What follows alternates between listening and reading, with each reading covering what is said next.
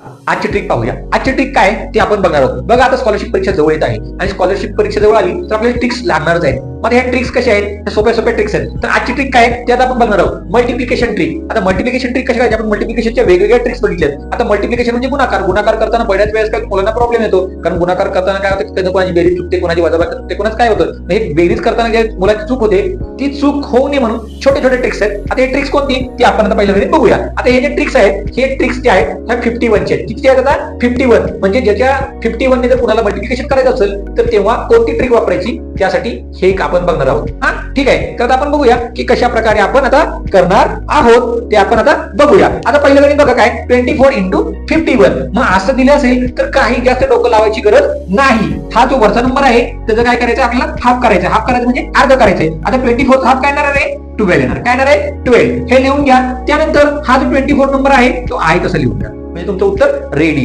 हे बघा उत्तर रेडी झाले. तुम्ही कॅल्क्युलेटरवर चेक करा. सेकंड एक्झाम्पल आपण बघूया. काय सेकंड एक्झाम्पल? काय 48. आता काय सांगितलं मी तुम्हाला रूल की जो नंबर दिला त्याचा हाफ करायचा. तर हाफ केला किती होणार आहे? त्याचा हाफ होणार आहे 48 चं 24 आणि मग हा नंबर आहे तसा.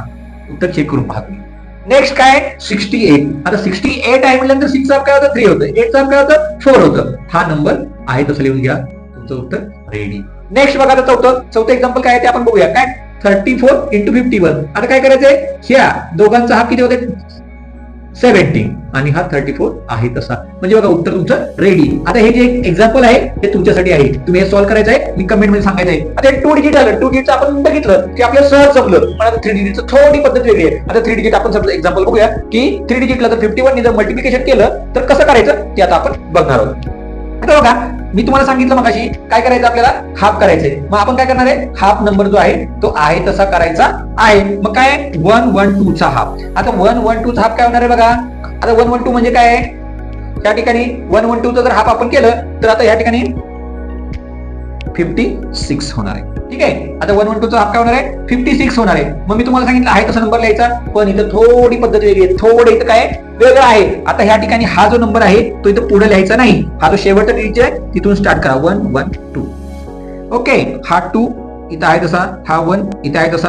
आता या दोघांचं ऍडिशन 7 आणि हे बघा तुमचं उत्तर रेडी. 5 7 1 2. बघा तुमचं उत्तर रेडी झालेलं आहे. आता आपण नेक्स्ट सम बघणार आहोत. नेक्स्ट सम काय 150 into 51. आता 150 चं तुम्हाला माहिती आहे 150 हाफ काय होते? 75 होतं. 75. आता नंतर काय सांगितलं तुम्हाला मी आहे तसा नंबर लिहायचा, पण कुठे लिहायचा? इथं लिहायचा का नाही? ह्या शेवटच्या डिजिटच्या खाली 150 0 5 6 आणि ह्या ठिकाणी 7 म्हणजे 7650 हे त्याचं आन्सर आहे. ठीक आहे. नेक्स्ट सम बघा. काय सम आहे? आता एक नंबर सम काय 224 into 51. आता मग काय सांगितलं त्याप्रमाणे काय करायचं? हाफ करायचं. आता 2 चं हाफ 1 याचं 2. आता नंतर काय करायचं आपल्याला? हाय तसा नंबर लिहायचा आहे, पण हा नंबर इथं पुढे लिहायचा नाही. तर शेवटचा तो नंबर दिलाय त्याच्या खाली आहे तसं लिहायचं. म्हणजे या 2 च्या खाली 2 इकडे 2 इकडे 4. आता यांचं काय करायचं आपल्याला? ऍडिशन.